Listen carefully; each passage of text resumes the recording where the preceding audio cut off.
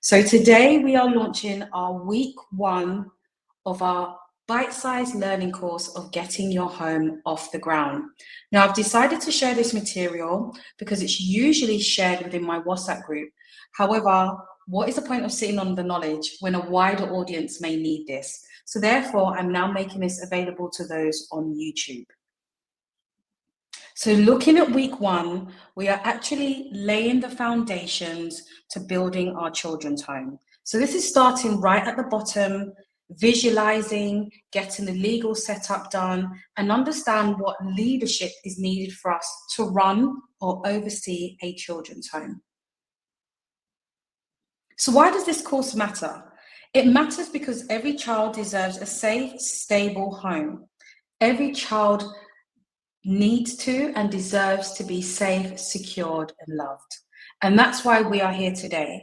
My assumption is that you want to make sure a young person feels safe, stable, secured, and loved.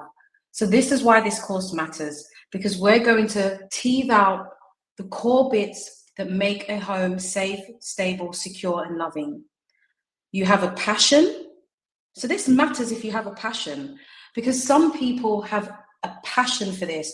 Their heart and head is in the right place. Their finances are ready, or they can align it when needs be, but they're just lacking some information. And if that's all you need, then please come and drink from my fountain of knowledge, because I'm here to give you as much as I can. And of course, this course matters because we're trying to provide structure. I'm trying to give you like an ABC, a 1, 2, 3 guide. So rather than spend all your money on a consultant, I mean, why don't you grasp the basis of the sector, the basis of what's required, and from then on, you'll be able to allocate your selected task to your consultant, inevitably saving you money long term. So let's look at the learning objectives. At the end of this presentation stroke course, you should be able to define your vision and mission, understand the legal and regulatory needs, clarify your leadership role, and be confident to take the next step to step 2. So let's move on to defining your vision. What is your vision? When I say to you, or when you say to yourself, I want a children's home, what is the vision of that children's home? How far do you visualize? What do you want to change for those children? Why your home? What impact is your home going to have compared to all the others out there? What do you want to add into the world in terms of looking after children? What does your home look like and feel like? I often share with those in my WhatsApp master group that I used to be able to visualize the home and smell the home because I was 100% sure this was something I wanted to do. Nobody was going to stop me. And I even started to visualize where things were placed within the setting. So I know once you open that door, my home was going to smell of cinnamon and apple. You know the air plugging that Wix does? And it's got that spiced apple scent that comes out near the festive season. I envisioned that smell when I opened the door. I could also smell the humidifiers and the diffusers in the living room, just giving off that slight peppermint smell. And I know that within the kitchen, I wanted something very citrus to be going off in there, just to eliminate any smells and odors from cooking. The way I visualized my home way before I had it, and I'm talking years in advance, I was at the point where if I was going to IKEA and I would see those white plates, or you know, the see-through plates, guys, the glass plates, they're often on sale for 50p or 75p, sometimes in the bargain corner or just when you're walking around in the cookware.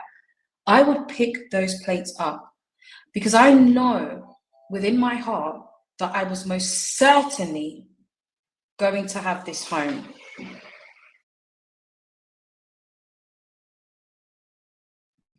I was always keeping an eye out for the knife and forks that was on sale, or the kids' plates and the kids' bowls that were on sale in IKEA, because I had visualized every single item that I wanted in the home. I even visualized it, should it be part furnished or unfurnished. I was ready to have every item purchased for my home because I visualized what I wanted. I also understood what feel I wanted in a home. I wanted colours that were bold and warm and welcoming, but I also wanted a home that reflects luxury, tranquility, synergy, tenacity, and a yoke of togetherness as well. So, what do young people experience in your home? What is the experience going to be like in your home? Is it boring? Is it engaging? Is it fun? When people think of your home, what do they think of? What feeling do you want the children to have? Is it welcoming so their friends can come around? Is it something that's going to have loads of activities daily? Is food going to be a common thing within the home to unite the young people together? What experience will the young people have? Is it of joy, or is it really strict and rigid that they don't really want to be there very long? You want to create a home that young people look back in 10 years' time or 20 years' time, or even once they've had children, and the memories they share with the children is amazing. It's positive. And they loved being in your home. Irrespective of some of the social challenges they may have faced, they loved living at home. You want your home to be so comfortable that they struggle to leave by the time they're 18. So now you know the vision, write the mission. What is your mission? Who do you serve? Okay, we're talking about a children's home, so of course we know the obvious is children, but what age group are you going to be serving? And what group of children will you be serving? Children with disabilities, children with emotional behavioral needs, children who are victims of gangs or criminal exploitation or sexual exploitation, children who may be a victim of slavery, children who may be a victim of war. Who are you going to serve? And be very clear, because you can't serve everybody. Who are you going to serve? And how do you serve them? What would you be doing with them every day to build up to the bigger picture?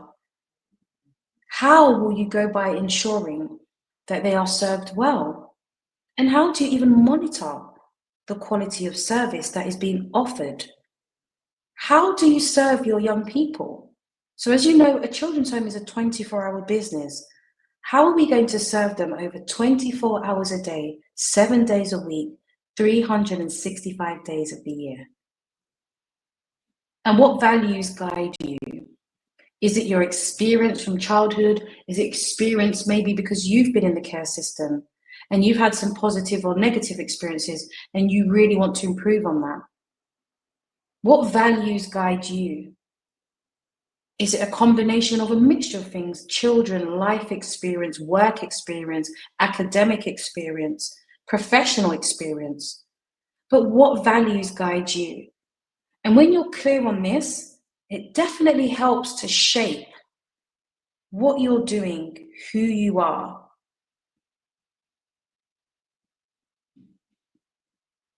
Now let's look at the legal and regulatory setup. So we all know that you have to register a business. Now your legal framework is completely up to you, whether it's charity, CIC, or limited. It's completely up to you. But pick something that ethically sits right and align with you. Understand the registration and the inspection process. I said this to a number of people in 2024 when Ofsted came into play for the 16 to 18 providers.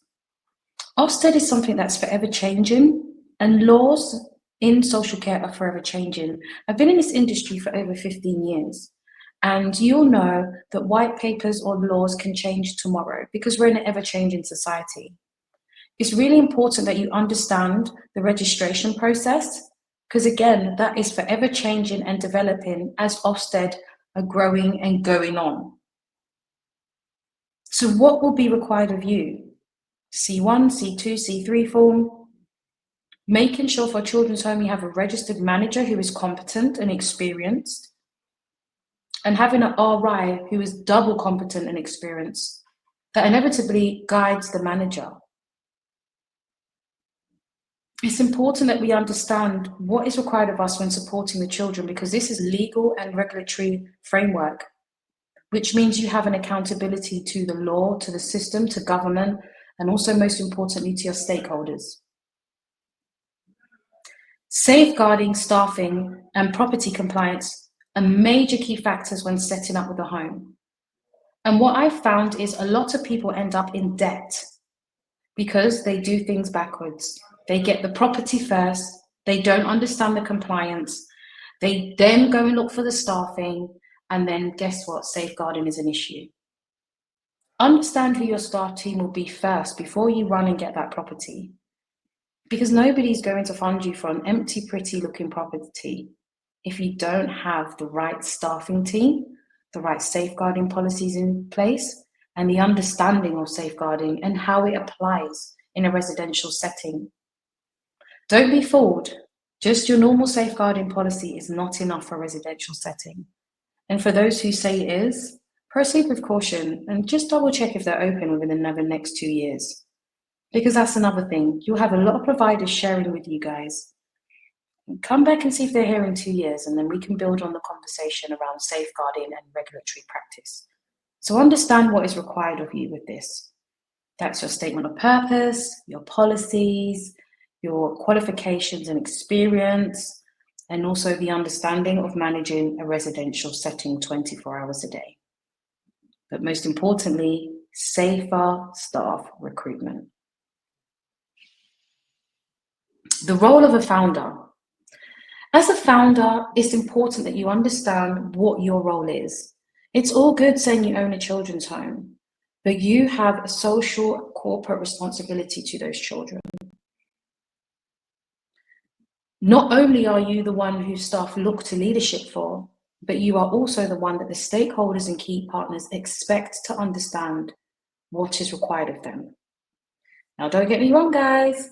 I've met some providers who have no clue. They're from ICT, delivery, car rental business, hotel business, nightclub businesses, and they all want to be involved in a children's home, but have no clue of what is needed to have your home safely set up, but most importantly, managed and maintained.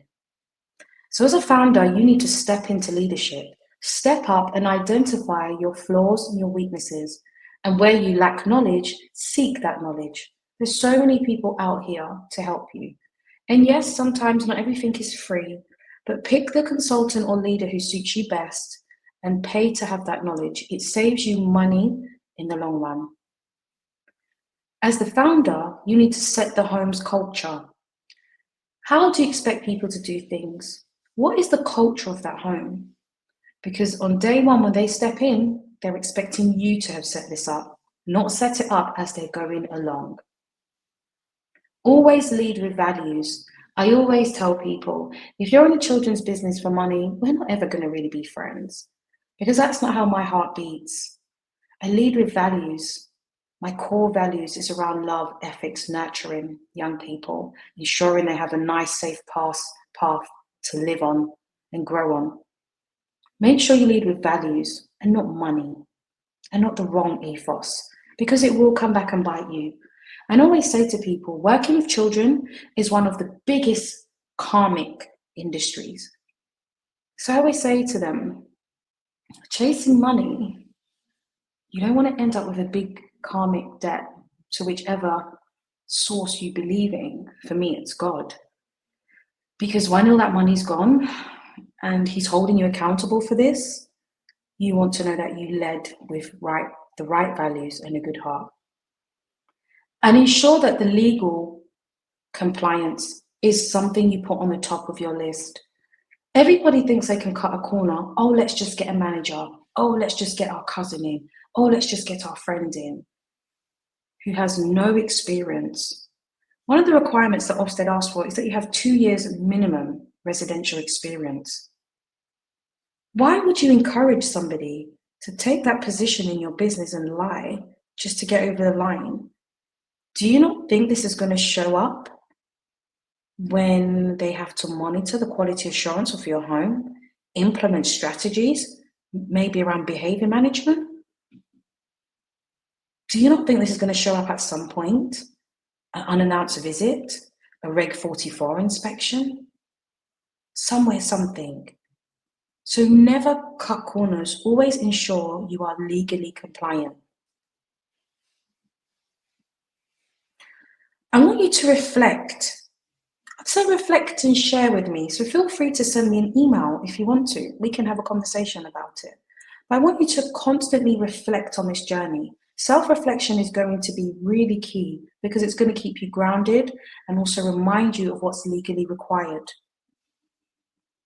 I just want you to take the time to sit down and reflect. What inspired you to start this? Is it your life experience? Is it working in the same setting and feeling unsatisfied by the homes that's out there? Do you think you have something that you can add to the world that it's missing? Was it your personal experience? Did you grow up in social care and you wish you had a better experience, so you want to ensure that those coming through have a better experience? What inspired you to start this? And I'm hoping money is not at the top of your list, because if you do this job well, the money comes easily. It compliments you for doing it well. So what inspired you to do this? And what challenges do you expect? Because everybody thinks this is going to go great. You know, for a lot of new providers, you know, they say they don't expect anything. You know, kind of it's going to go, okay, just a few challenging behavior. They don't make any room for financial planning.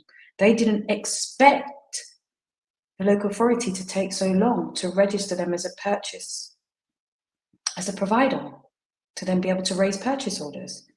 They didn't expect the payment terms to be 30 days.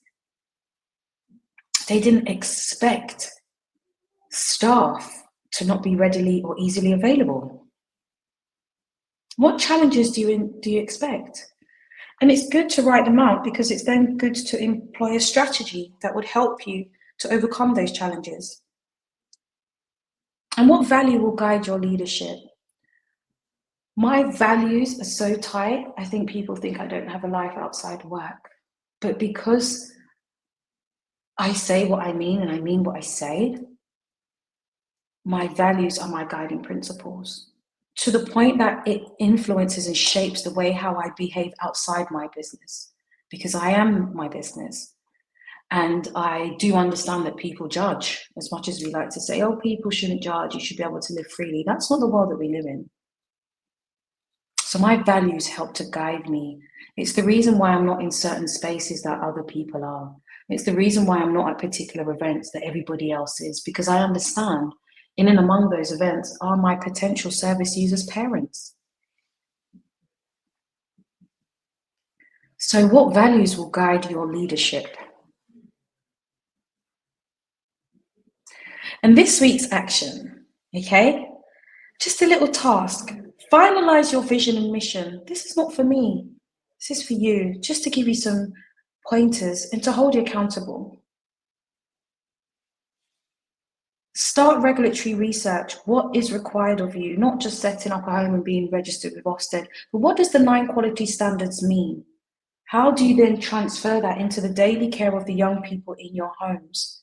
How do you demonstrate that you're constantly working towards 9 quality standards? And if you want, please join our Power WhatsApp group and share one of your insights with the group. It's really good to talk. It doesn't have to be lonely. You just have to be walking among those who know. So give yourself a pat on the back, or congratulate yourself for being able to listen for about 20 minutes, which is your average time span on concentration. I hope you found this useful, and they're small tools to get you thinking. Again, well done for making it this far, because many visualize it, many say they want it, many speak it, but not many people chase it and execute it. And just by listening to this video, you're one step closer to executing your vision. So thank you so much for your time. And remember, you're one step closer to your goal. So I'll see you next week for building your operational plan. Once again, thank you so much.